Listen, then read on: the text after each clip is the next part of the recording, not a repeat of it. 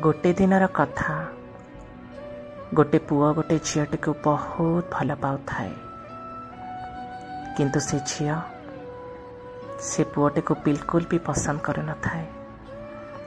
पुओटी किंतु ताको निजर करिबा पई चाहुथिला, ताको से विवाह करिबा पई चाहुथिला, किंतु से झीटी बिल्कुल भी राजी नथिला।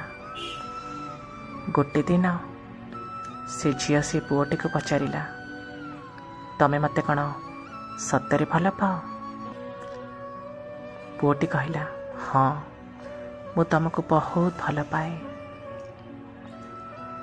झीटी पचारिला, तमे मो पाई कौन करि परिबो?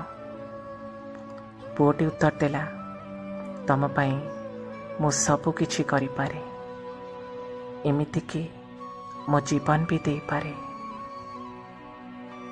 झीटी कहला, तम जीवन मोर दरकार नहीं, मते तमर मांकर कलिजा टाणी दे पारिबो?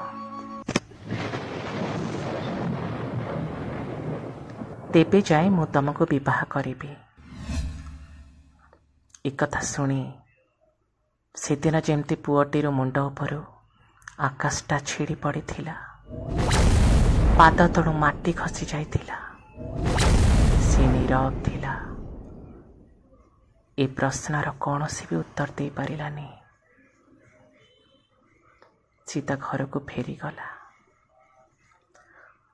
माँ खाइबा परसी देले, खाई पी माँ पुओ शोई पड़िले।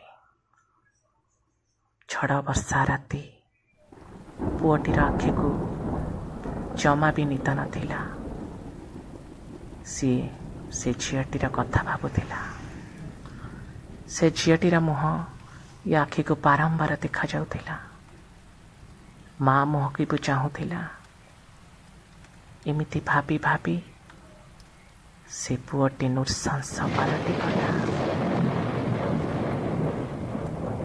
ता माँ को सी मारी देला।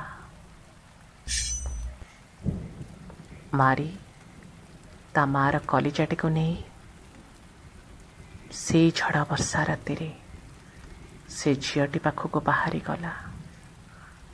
बाटर जाऊ थाए से कला अंधार राति आखि को किछि भी देखा जाऊ नथिला, एते अंधार थिला।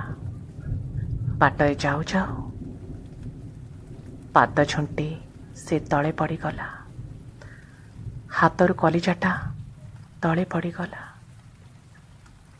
कलिजा उठी पचारिला, पुओ तोर किछि हेनी तो? पुओटी एणे तेणे अनेइला। कहले, आवाज कोठु आसिला? ए शब्द कोठु आसिला? ए शब्द तो मो माँ परी शुभुची। पछको अनेई देखे तो ता माँ ता पछरे छिड़ा हेइथिला।